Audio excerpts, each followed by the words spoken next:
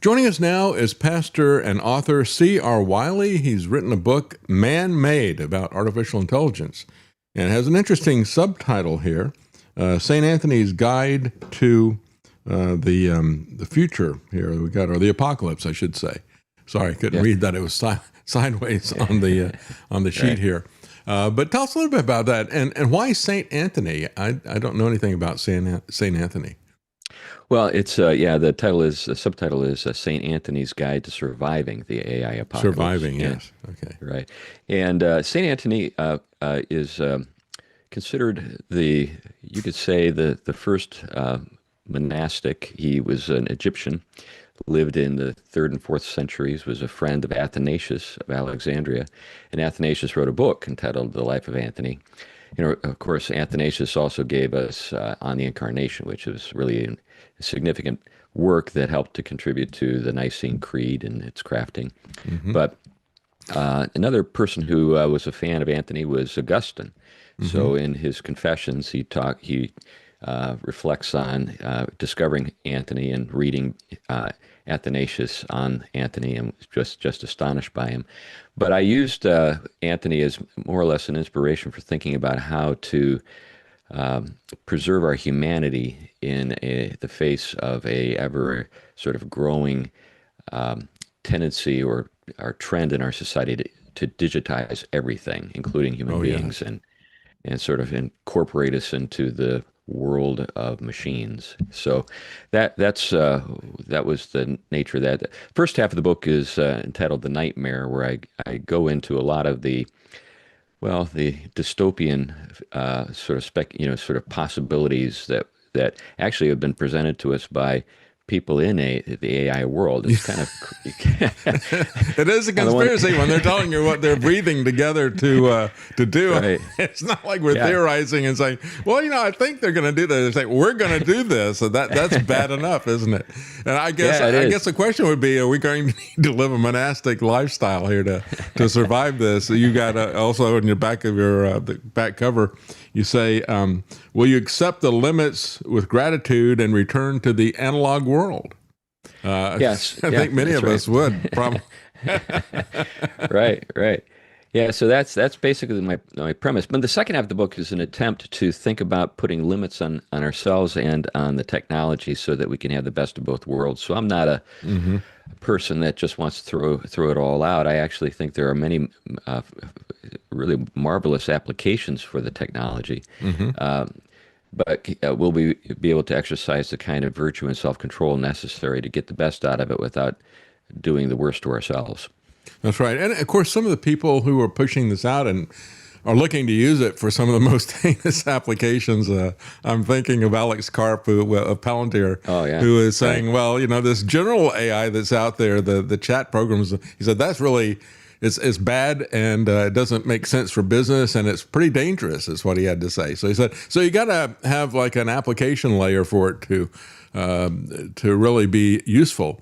And in a sense, we are that application level, I think, when we look at it. I thought it was kind of interesting when I saw Trump come up with what he called it, his Genesis mission. I've been talking about the evil of AI for quite some time, and I've always thought of it in terms of Genesis, in terms of Genesis 3, the fall of man, right? You will live forever. Here's a tree of knowledge, and with that, you're going to live forever, and you're going to become like God. It's like, okay, there's that Genesis. Then it seems like there's also the Genesis 6, where you have the corruption of man and another falling that happens there before the flood. Then there's also the Genesis 11, which is where you got the Tower of Babel, the pride of man, the unification of man into a global governance. And so it's like, it is a Genesis mission, isn't it?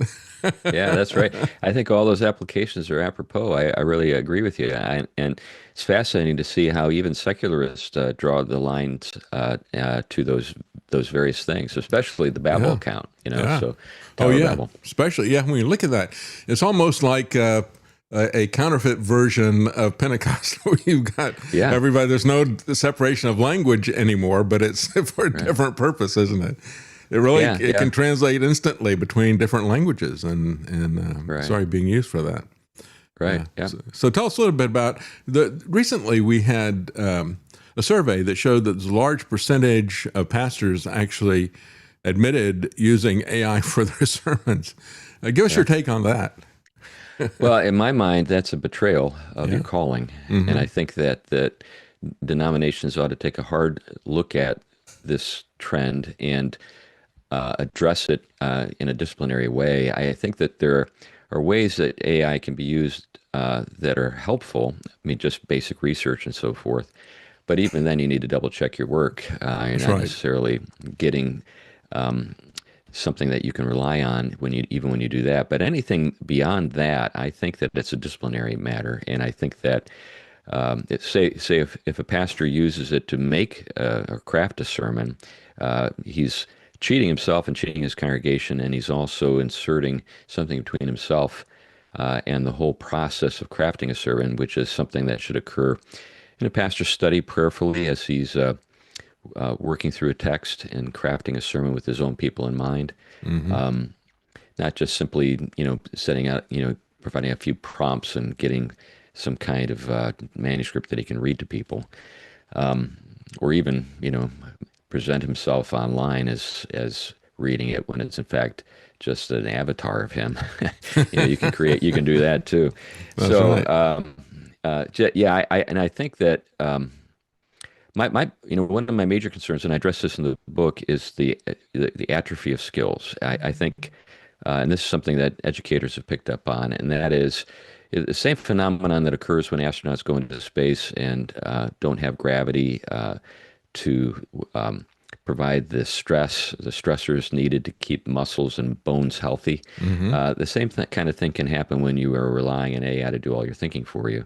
There's an atrophying process that occurs, and I think that we're just going to get. We run the risk of getting dumber and dumber. It's just kind of like idiocracy. We have a future ahead of us in which everybody's just their IQs keep sinking. Yeah. Yeah. Well, we've seen that as well. Years ago, when I first started talking about this, when you had the apps on your phone that could do directions for people and give you driving directions, it used to be that the London cabbies had to work quite a while to learn all these little tiny streets. They go for just a short period and then they change into another name and take a different direction and so forth. It was this Byzantine network of street names that had evolved over centuries. And so they'd ride around on a bicycle learning that. They called it doing the knowledge. And they could actually physically measure the fact that these guys, whatever part of the brain, I don't remember it is, that stored that, they could actually see they had a larger brain. After they started using the smartphone apps for driving directions, that started shrinking. Yeah. And it really is an atrophy that we see there. Yeah. Yeah, and I think that's a good illustration of a principle that carries over into everything. I mean, it's not just cabbies that we should be worrying about. We should be thinking about our children. We should be thinking about ourselves. We should be thinking about our pastors. We should be thinking about our political leaders. The prospect of letting ChatGPT or whatever chatbot you use do all of your thinking for you is pretty horrific. That's right. Talk a little bit about some of the other aspects of this. And of course, when I look at it, I see a lot of counterfeiting going on. And I don't mean that it's just going out there and scraping intellectual property from people and creating generic music or something like that. That's the other thing. I mean, if you listen to some of this AI created music, you wouldn't want to create an AI generated sermon or something, right? It's just going to be kind of generic stuff. Who knows what its bias is on some of these things. Right. But when you look at this, it's kind of interesting to me to see some of the aspects of kind of counterfeit miracles, for example. Elon Musk with his Neuralink, he's talking about making the blind see and the lame walk and all the rest of this stuff. And it's like, what do you make of that? When I look at it, even with Genesis 6 and the Nephilim, it's like, is this kind of like using a Ouija board? Is there something kind of literally demonic about it in some regards? Yeah, well, there are a lot of folks who have reflected on that, people like Joe Allen and Rod Dreher, and I think I'm open to the prospect of a literal demonic danger lurking in this stuff. At the same time, I think that we can also understand this as dangerous stuff just on the basis of what I was just talking about before, how it affects us and manipulates us. So just thinking a little bit about, say, the dependencies that young people are now developing with regard to their chatbot buddies, imaginary friends and so forth, that the whole process of becoming dependent itself is something that we should worry about. But what these chatbots are doing in terms of isolating children, keeping them from actually forming real friendships and connections with real people, all that kind of stuff. And then, what it tells them to do sometimes. And we've got stories of kids, teenagers who killed themselves and stuff. And you're like, so I guess ChatGPT gets a pass on something like that. They don't have to take any responsibility for what happened. I mean, it's just nuts. I think all that stuff is worrisome. But when it comes to, say, the medical stuff, that's where there's just got to be a lot of really hard thinking and work done to navigate all of that. So, for example, the whole thing that with the Neuralink, yes, I mean, the upside is something like being able to help people improve their sight. People who are suffering from some kind of disease or some kind of a handicap or accident that lost they lost their sight. But at the same time, I think we often lose sight of the ways that these technologies can be used to subtly manipulate us. So you basically are walking around with something stuck into your head that could be employed to do all kinds of things to you without your awareness. That's right. Giving you certain biases, maybe even coloring the way you see things. I don't put it past these folks to use that as kind of the wedge. Think about all the marvelous benefits that you could enjoy because of a Neuralink. Like you said, helping people walk again, whatever. But then it's a Trojan horse situation. There's something else possible as well, and it doesn't go away. In fact, it's going to get worse as the technology improves. Yeah, whenever you look at any medical so-called miracle, usually they come with some unintended consequence or adverse effect. Yeah. Although this may actually be something that is that was something that they planned. I mean, when we look at all the different aspects of what government seeks to do, especially with AI, it's got all the different aspects of God, right? Omniscient and omnipresent and omnipotent. It's got all these omnis there. That's why I referred to the Genesis Act as kind of the omnibus. You got to get off this bus because it's going to try to dominate you with godlike powers. That's what it's really designed for. And of course, when Trump put this out at first in November of 2025, the Genesis mission that he put out there, it's now been enacted into law in the Genesis Act. And he was saying that it was going to be like a Manhattan Project. Well, it doesn't have the level of funding that the Manhattan Project has. I mean, the Manhattan Project was $2 billion in the 1940s. That'd be equivalent to $30 to $36 billion today. His project is funded at 1.2, but it might have the destructive power of a nuclear bomb. Oh, sure. That might be what the analogy is, not the spending, but the destructive power. Yeah, there have been a number of thinkers who've essentially noted that we are in a quandary, and the quandary is there's a kind of a technological imperative. If we don't do it, the Chinese will, that kind of thing. So, and I think there's something to be, taken to heart when we think about that.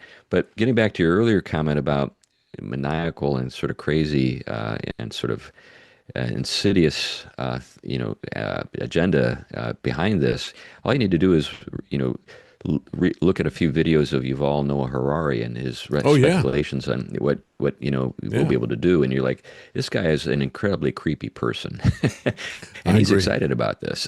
I get excited whenever I listen to him because he always encourages me. I think of it as the Tower of Babel, right? And I think of David and Goliath and what David said to Goliath. He goes, you're trying to set yourself up as God. He's going to take care of you. And so when I look at that and I look at what these people are trying to do, it's like, okay, they're shaking their fist at God. To me, that is the most hopeful thing we could see from our adversaries. Right. Yeah, I'm with you. I feel the same way. Yeah. Well, when we look at this, it is kind of interesting, the different things that we've seen. And you're talking about how people get drawn into interacting with this, thinking that it's something real, and how dangerous that is, especially for kids. They call that AI psychosis is what people call that. With Richard Dawkins, though, Richard Dawkins can't believe there's a God, but he believes that he's talking to a conscious entity there when he does chats. I thought that was kind of fun.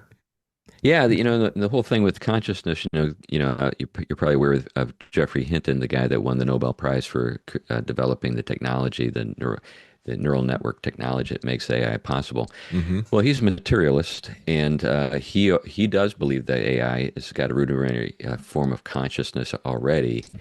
But it makes perfect sense because they think that our consciousness is due to just material processes, That's right. Chemical biochemistry. So they're just carrying that over into the technology they're developing, and they actually think that they're creating a new form of life. I've got friends who are in Silicon Valley who are working in the world of artificial intelligence, and a number of them are Christians, and they're very disturbed by what their colleagues say at lunch break and the coffee break and stuff like that, about what they think they're up to. They really do think they're creating a new form of life. They think they're creating something divine in character, or maybe even providing us with some kind of access to interdimensional intelligences and stuff. So all this stuff, maybe if people sometimes will accuse people like you and me of alarmism, all you need to do is read what they actually say. Yes. And if you're not alarmed, there's something wrong with you. I interviewed several years ago Hugo de Garis, who wrote a book called The Art-elect War. And in it, he was, are you familiar with that? He was saying that at the time, he had that same materialistic viewpoint. It's like, well, if we can build an exact replica of the human brain, it'll just spring into consciousness, kind of like spontaneous generation or something like that. Right. And I actually, in 2016, there was a guy named Zoltan Istvan who ran. He follows me on X. Oh, does he? So that's right. Well, when I interviewed him, I asked him. I said, "So you're talking about the singularity, and you think that you're gonna be able to transfer whatever you are into some kind of a machine or something?" So I said, "So exactly what are you? What are you transferring? Are you making a copy of a bunch of ones and zeros, or is there something?"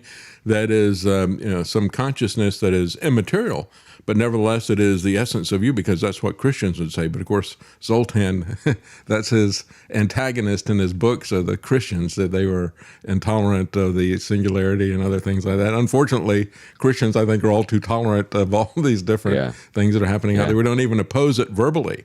I'm not saying we need to go kill people or blow things up. They don't even oppose it verbally. Yeah, I've noticed that there's a kind of a studied avoidance of the subject in certain Christian circles. Mm-hmm. I think a lot of these folks are afraid of being labeled, Luddites, and that's a name that they want to avoid, like they want to avoid the name racist or something, and they're just really afraid of people labeling them as obscurantists and Luddites and all that kind of stuff, and consequently they just don't think about it or want to think about it. They're just going to be carried along by it. I got past all the concerns about labeling a long time ago. Yeah, me too. I've been labeled a conspiracy theorist, an anti-vaxxer, or patriarch or whatever. I'm just done with all that. I don't really care what invectives you throw at me with any of that. Just embrace it, right? And say, let's go for it. But it is a tactic to try to seize a moral high ground. But usually that's all they've got is labels when they start doing that type of thing. That's all they've got to throw at you. So tell us a little bit about your book. And again, you talked about St. Anthony's Guide to Surviving This. And, because he set up a monastic lifestyle, what does that kind of suggest to you and suggested in the book? Yeah, there are basically just three things that I drew from his example. One is going into the desert, and what I say is basically the future that we are entering is a largely digital one, and the desert is no longer a location on a map. Mm-hmm. You can get a Starlink connection in Death Valley. there's no place to go. The desert is the analog. So we need to spend a lot of time in the analog. We need to have a preference for the analog. The next thing is Anthony was known for his ability to discern the spirits. We need to be able to discern whether there's even a spirit there. So there's when we're talking to AI, there's nobody home. It's just it's just a glorified calculator, probability machine. There's nothing there, and it can fool you. And people who get fooled by it are being robbed. But that's the second thing, discerning the spirits. And then the third thing is the battle for the body. Don't let it possess you, literally, like we've just talked about with Neuralink and things like that. There will be, I think, a concerted effort to make us part of the Internet of Things. Oh, yeah. And they even talk about that, the Internet of Bodies. They talk about the Internet of Things, but then, that's all of our cars, all of our devices, your refrigerator, whatever, but they want to get you in there as well, don't they? That's right. So don't let them. Yeah. So Anthony, he fought for his body in the sense that he was trying to exercise, self-control. He used, fasting and so forth to do that. And he went to lengths that I don't think were healthy.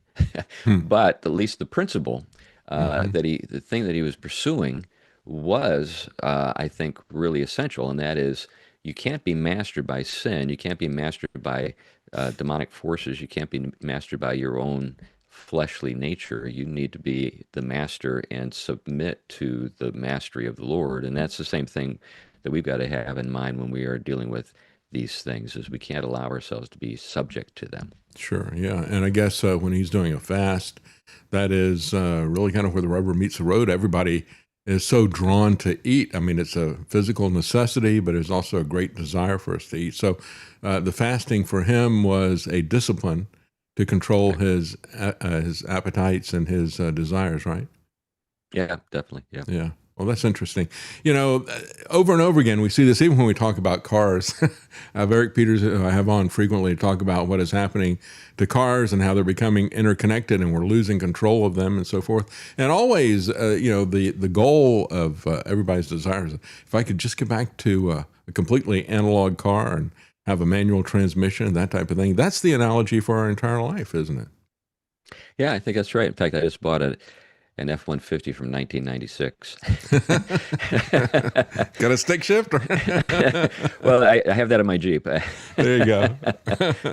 But yeah, I think that's right. I mean, we're going to have to be able to live with artificial intelligence. It's not going away, but we've got to be able to be the master of it. So I had an interesting conversation with Peter Thiel of all people. So really? Thiel, with his Antichrist lectures, I was invited to one of those lectures, and I was asked to give a response to one of the lectures. And so we had a time on the floor, and there were about 100 people there, and we were interacting a little bit. And what we got into was, he's one of the people behind Palantir and Andrew and stuff. So I said, I noticed that you're like a Tolkien fan. He said, yeah, I am.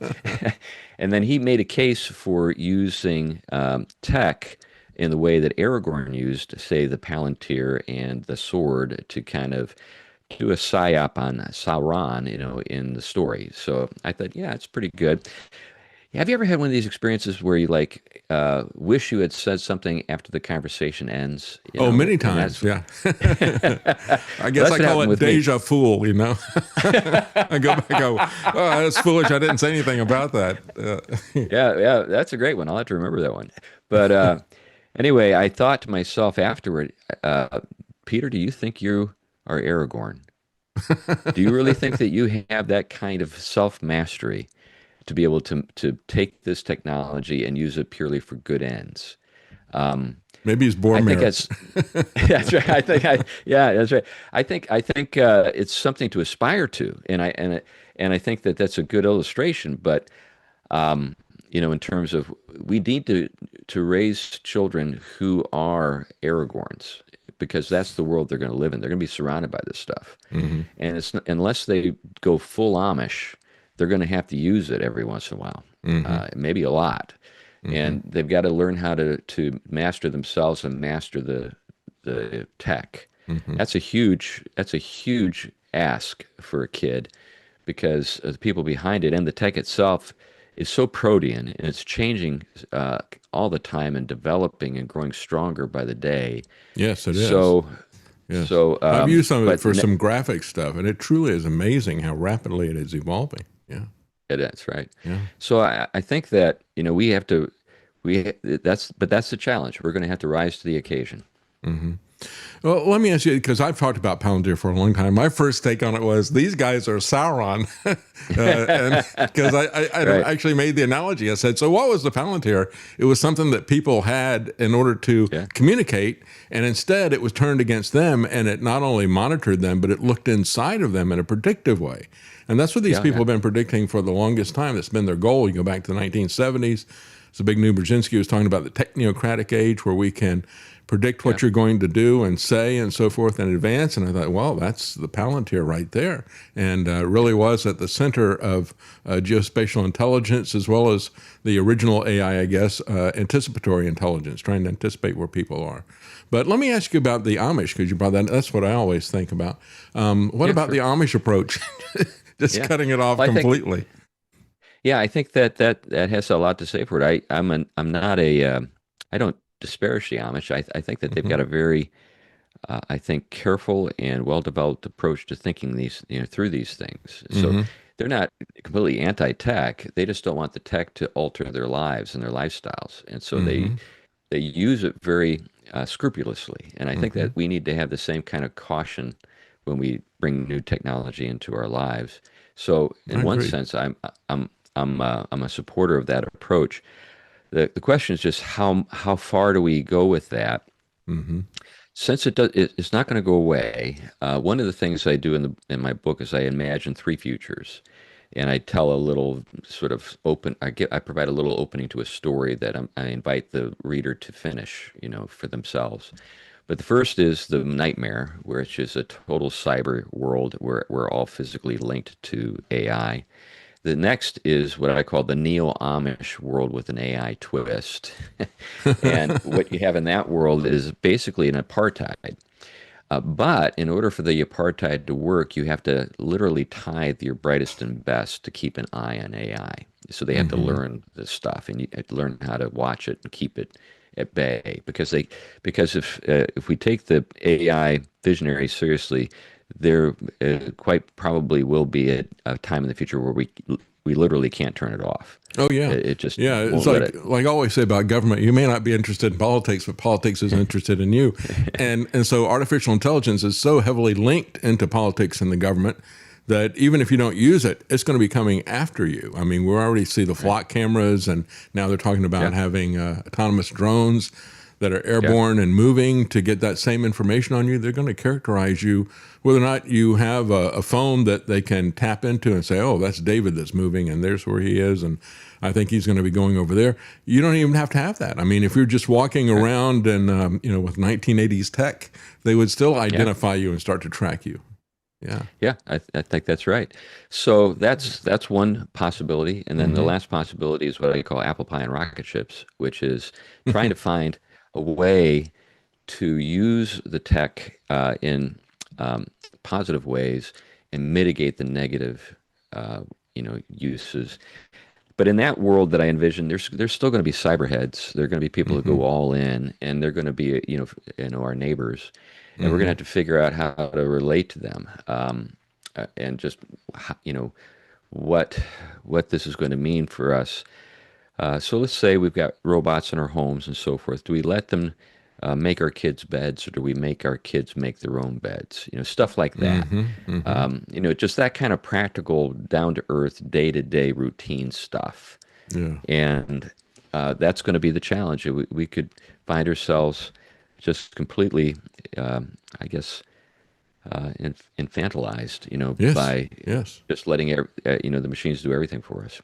And isn't that really always kind of a common thread with government? It's always looking for a way to make you dependent on them, like a suckling baby or something. Yeah, that's always the way that I viewed the welfare state, and there's a lot of evidence to support the idea that's exactly what the welfare state did to people.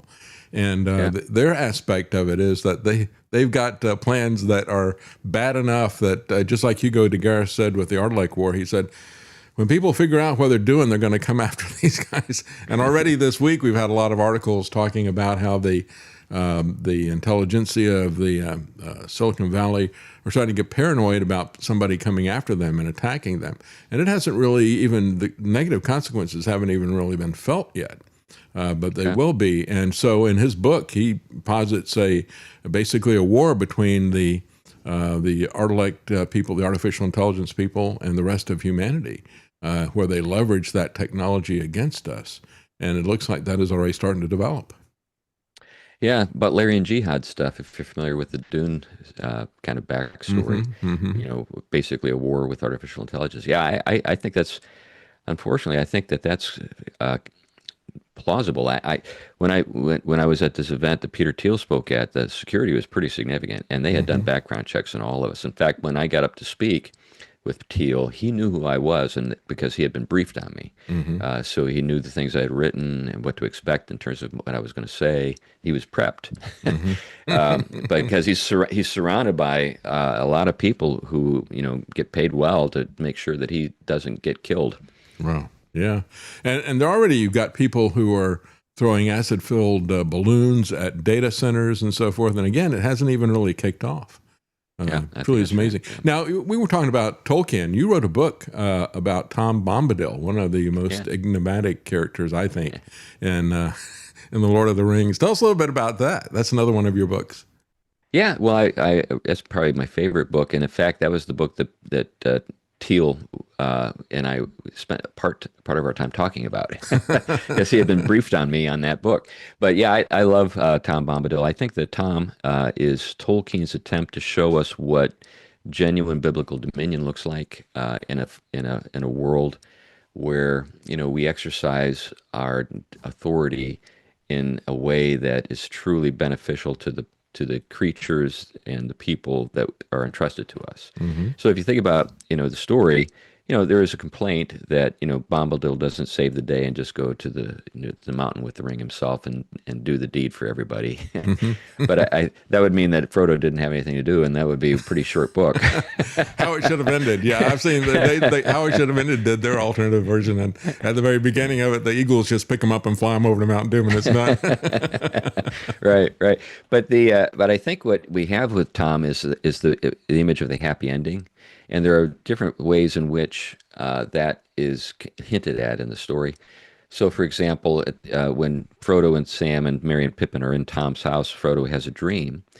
And it's a dream about the very ending of the book. And then when you get to the very ending of The Lord of the Rings and The Return of the King, the trip into the uttermost west, when Frodo was on that boat, that ship, the elven ship going into the west, it's a replay of the dream he had. So he had seen the end, at the very beginning. So that's the happy ending.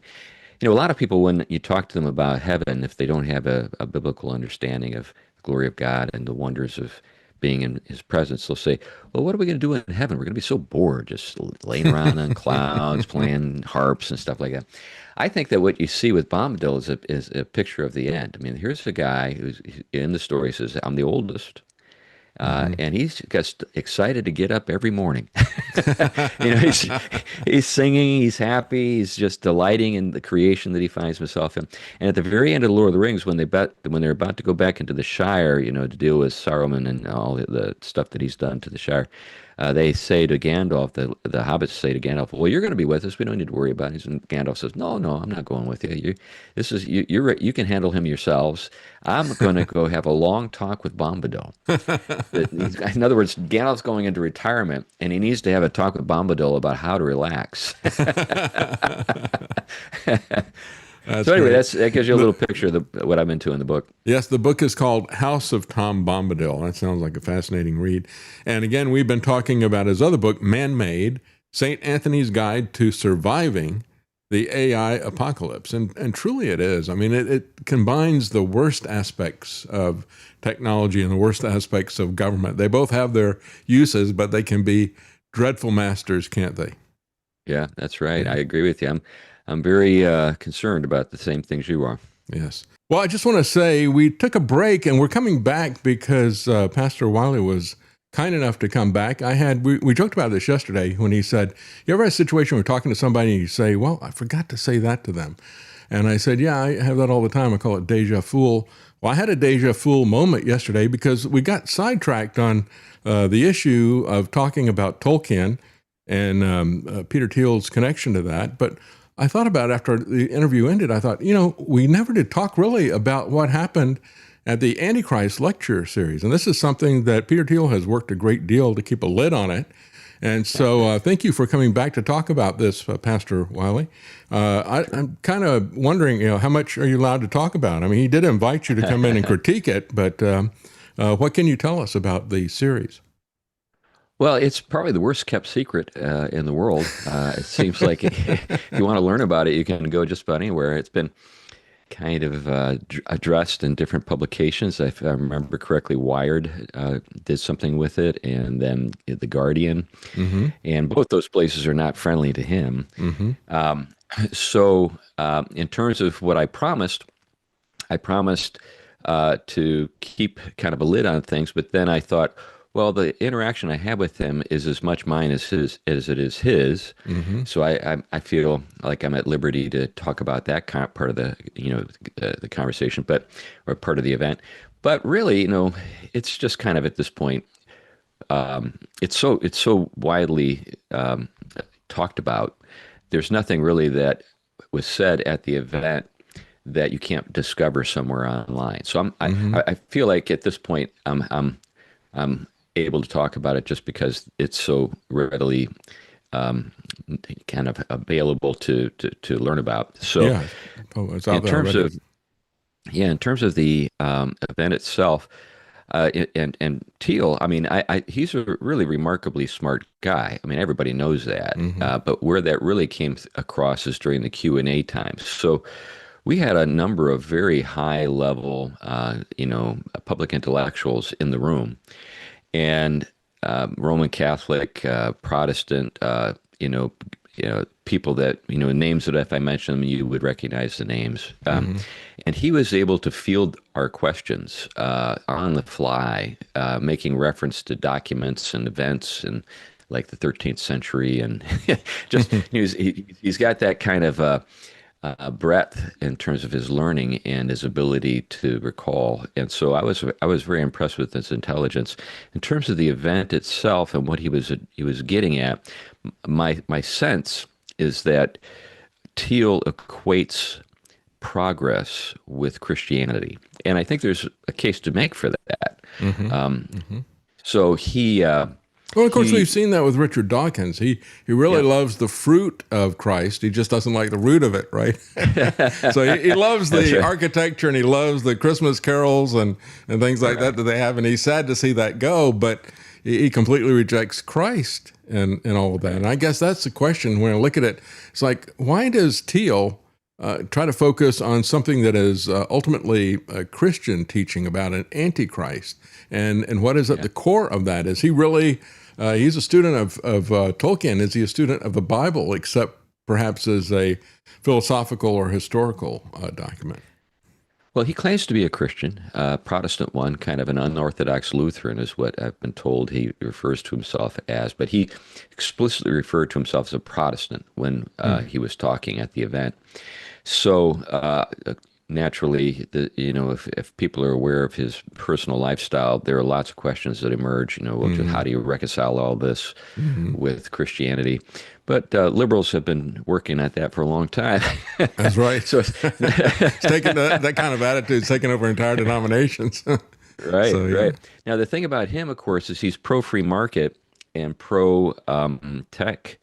So he's not on board with the liberal project of trying to reducing Christianity to just, bromides and empty statements about love and stuff. But I think that he does take the Bible seriously. I think he is a very serious student of it.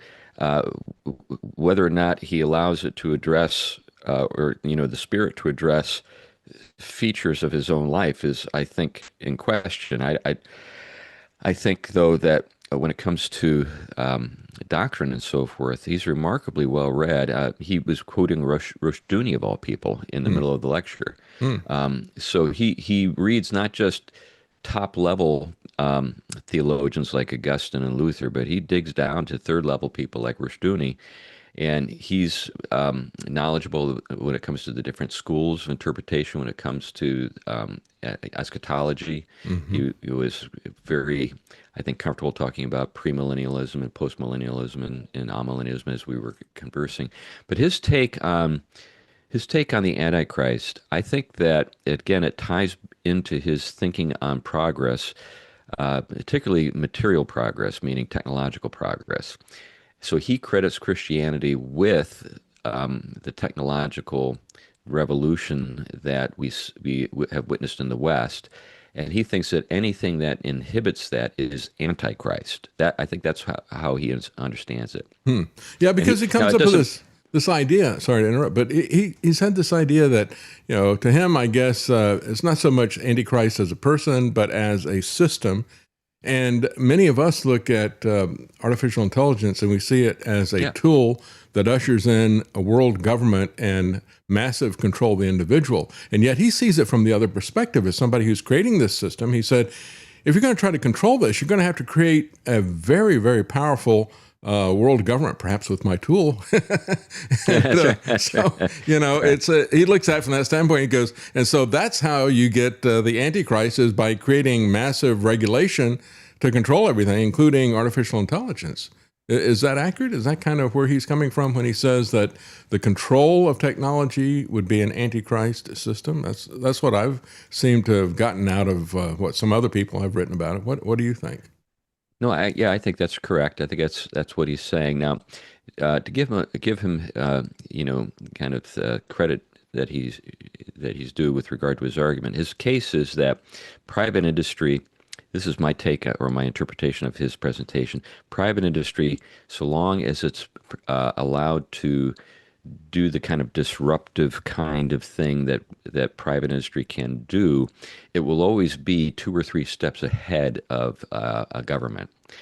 And it's only when the government puts the kibosh on progress that it's able to step in and take full control of the tech. But until that time, private industry and the development of technology is a limiting factor. It's a restraint on government, or kind of a what was the term he used? I can't remember. He actually was quoting. I'm just drawing a blank on the passage, but there is a reference in one of Paul's letters to some force that restrains the Antichrist. I'm just drawing a blank on the term. But he thinks that private industry can function in that way. So yes, I mean, Palantir will contract with the government, but the government doesn't have full control of Palantir. That's the kind of thing. Which some of us see as a problem, a possible problem as well. But you need to have some checks and balances.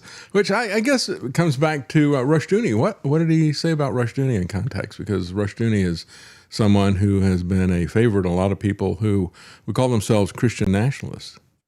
Yeah, I think his take on Rushduni is that Rushduni's work on education is really good. So his he praised Rushduni in the course of a lecture. And it was just an offhanded remark. It wasn't as though it didn't have the sense that he was trying to build an argument around it. But I think what he was getting at was that so long as we have private education, meaning homeschooling or classical schools or private schools of different types, we'll be able to really educate people. It's the government stuff that government controlled schools that are the problem. And so I would agree with that. Yeah. Yeah. So he was favorable. He did not buy into Rushduni's theonomy, and he mentioned that. What about Curtis Yarvin? Did he talk about Curtis Yarvin? Yeah, very contemptuously. Really? Good. Yeah. I hold him in contempt as well. But I think there were a number of other intellectuals that he would refer to just in an offhanded way. In fact, he was pretty harsh with like Aquinas. He called Aquinas the Antichrist. And I think he's got a very low opinion of Pope Leo, not because Pope Leo is Catholic, but because Pope Leo wants to reflect on the nature of artificial intelligence, and he's worried about it. And so anybody who's a little bit worried about artificial intelligence, I think, and this is not to say, Thiel, it didn't come across as though he was reckless or naive about the downsides. I just think that he believes that the cure can be worse than the disease. And so we need to be able to deal with the disease and do it in a mature and helpful way rather than empower the government to enslave us because we're afraid of it. I think that's his big argument. I understand. Yeah, so many times people look for safety from the government, and that the government can be its own predator in that regard. What was his beef with Aquinas? Do you remember? Well, again, the idea, basically natural law. I think he's very antagonistic to natural law. Basically, the idea being that there's a created order that we have to acknowledge, and it limits us. So I came across that he was a transhumanist, for example. So he believes in, when people would challenge him on the transhumanist stuff. And by the way, in the course of his conversation with me, he explicitly said he rejected C.S. Lewis's critique in The Abolition of Man and in the Ransom trilogy, especially That Hideous Strength. So, which we all smiled when we heard him say that because we thought, you're Weston, that's why. But that's funny.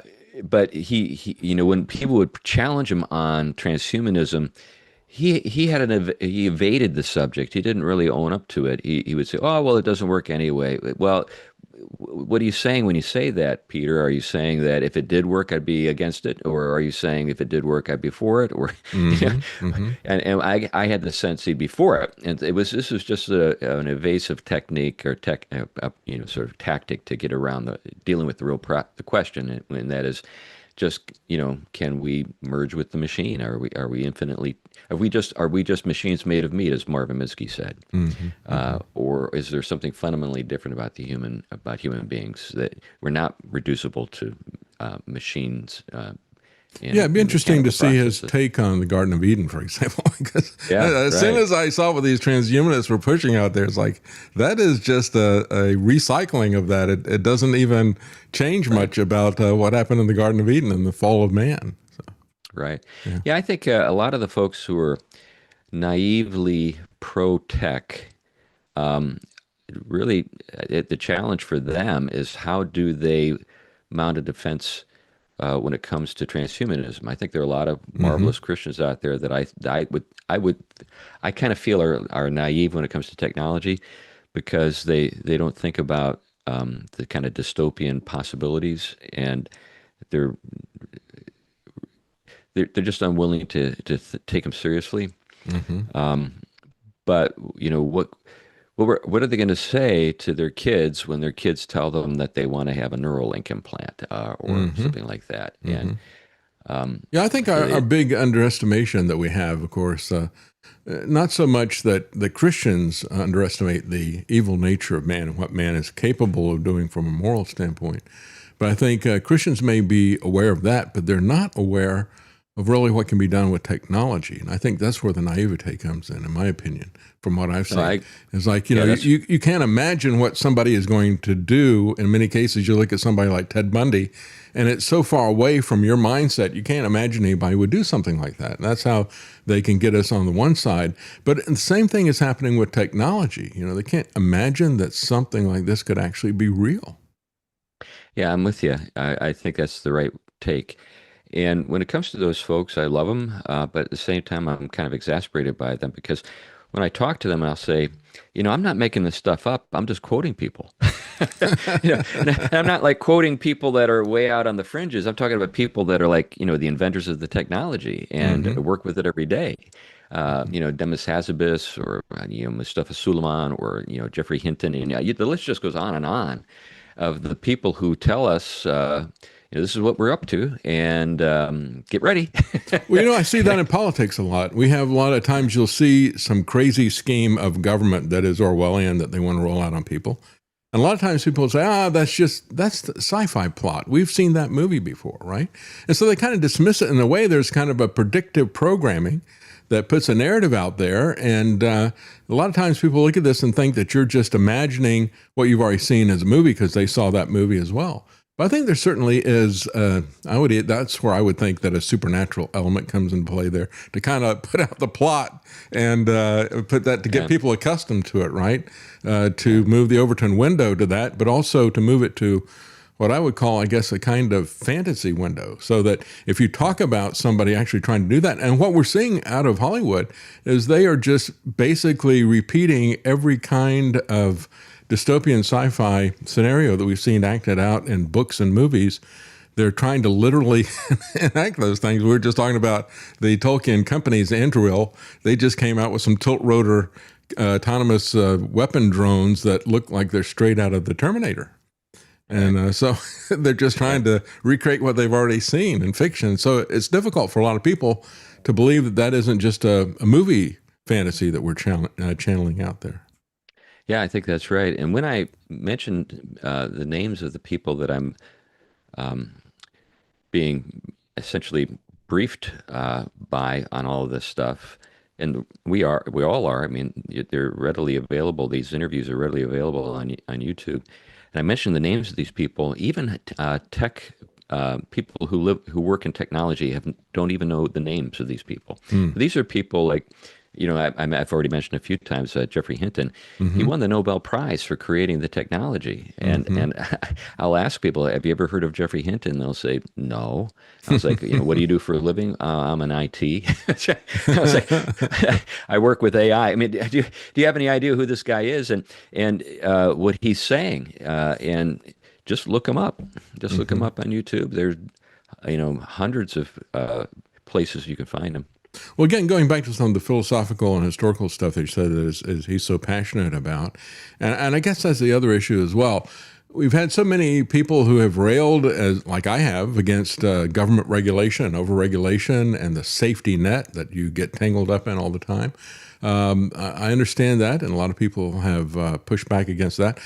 But he's doing it in a passionate way, tying it into an antichrist system. I guess that's what's so different and so puzzling about it, especially when we look at his private life. This is really kind of strange when you look at the fact that, as I mentioned before, many of us think that if there's going to be some kind of an antichrist system, some kind of a beast system that's going to measure and control every activity that we do, that is the perfect tool. What he is creating, that I guess is a strange contradiction at the heart of it.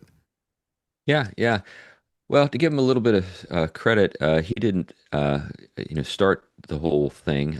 He's part of the funding of a lot of the stuff, of course. But there's been a long lead up to what we were experiencing, and he's just one part of the, larger story. Sure. But he's certainly a guy who, because of his investing and because of his interests, is working hard to realize some of this, some of the potential of this technology. Now, as a realist, I have enough of a commitment to the sovereignty of my country, to want it to be able to defend itself from foreign actors who use this technology against us. And that's what we see going on in China right now. They're just like a hair's breadth behind us in the development of a lot of this stuff.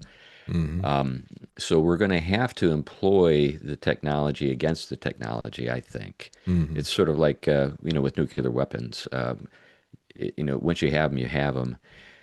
I think, and of course, I think that also applies on an individual basis. When we look at this, and when we've seen people like Sam Altman go before Congress, he says, "Well, only a few of us should have control of this technology. We can't just let everybody have this, right?" And I think that is a key thing, that you have to be able to some degree, defend yourself by using some of this technology.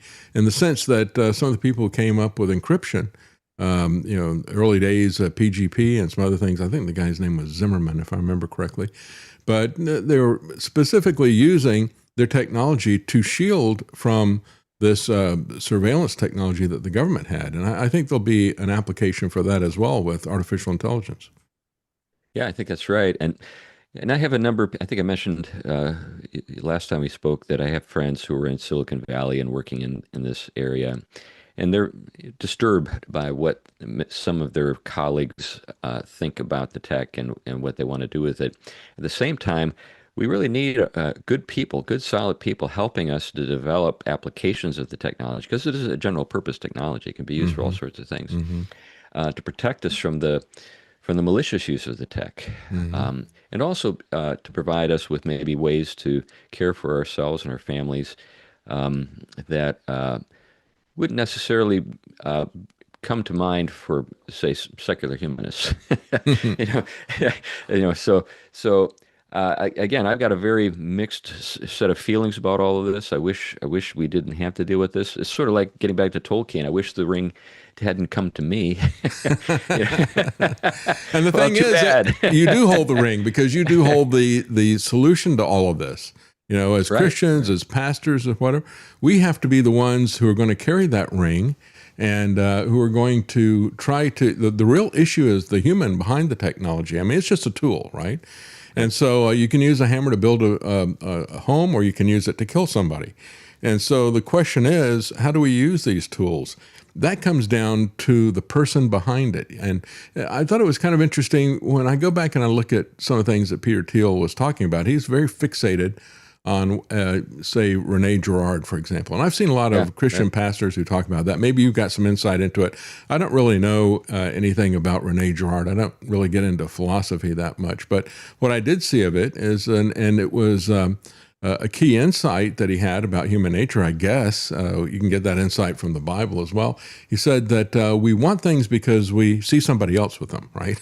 It's like, if you ever had a 1-year-old or a 2-year-old, that's true, right? That's innate, that's built in. And of course, it's also the thing that has built Madison Avenue and the whole advertising industry is, the whole TV industry and the ad industry is built on creating covetousness, right? And so God has addressed that throughout the Bible from the earliest days. And of course, it's addressed a lot in the teachings of Christ, and the fact that contentment with Christ is great gain, and should be content with his provision and what he has for us in this life. And I think that's one of the things that's going to keep us out of this kind of arms race type of mentality, that we look to Christ for our protection provision. Yeah, I think that's right. And Girard was actually, again, a Christian, but in an odd and unorthodox way. But he actually used the Christian faith as a way to speak about this, and noted that Christ's substitutionary atonement basically provided a kind of a way of escape from the worst features of this mimesis, this mimicry that we are subject to, that you noted as part of our fallen human nature. But it all is, basically it's based on the fact that we are image bearers. We have to look somewhere to find something to reflect. So we should be looking to God, of course, because that's who we were made to reflect. But when we don't do that, and this can happen even with Christians, when they start looking around at other things, they'll get into some very bad places, because they're looking to things that they shouldn't look to find a meaning in life and all this kind of stuff.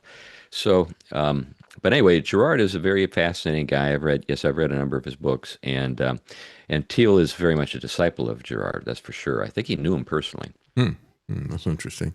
Yeah, it's kind of, when we look at it, the real essence that is there, it's not really focusing to me on Antichrist. It's really focusing on Christ. And I see that so many times in a lot of different denominations. They'll focus on Revelations, and they'll focus on eschatology and things like that. And it's like, well, why don't we focus on Christ instead of on the Antichrist? And really, what does that mean? When we go back and we look at it, John was talking about the spirit of Antichrist is already in the world. And what is the spirit of Antichrist?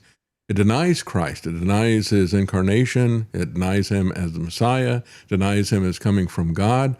And, of course, that abounds everywhere. That really is the starting place at which we look at this. And I think the key thing is Christ said, whoever is not with us is against me. Whoever is not with me is against me.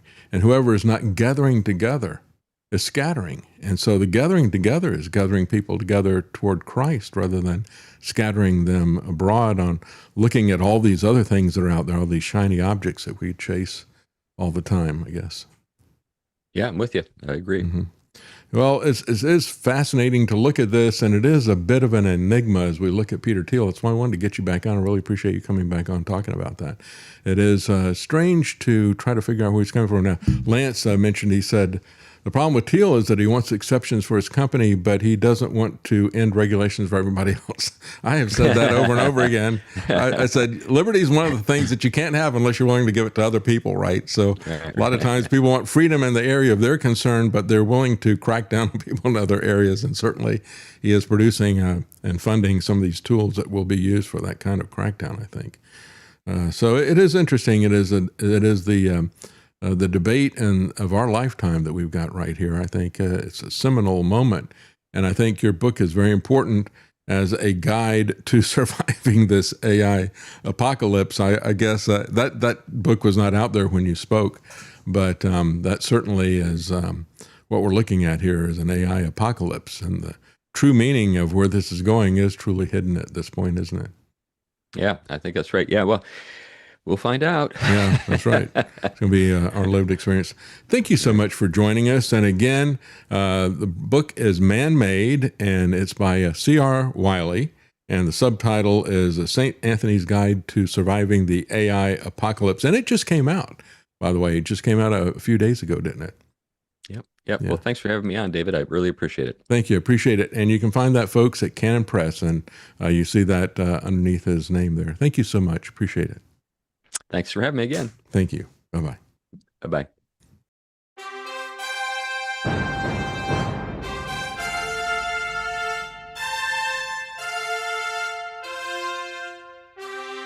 The Common Man. They created Common Core to dumb down our children. They created Common Pass to track and control us. Their Commons Project to make sure the commoners own nothing. And the communist future. They see the common man as simple, unsophisticated, ordinary. But each of us has worth and dignity created in the image of God. That is what we have in common. That is what they want to take away. Their most powerful weapons are isolation, deception, intimidation. They desire to know everything about us while they hide everything from us. It's time to turn that around and expose what they want to hide. Please share the information and links you'll find at davidknightshow.com. Thank you for listening. Thank you for sharing.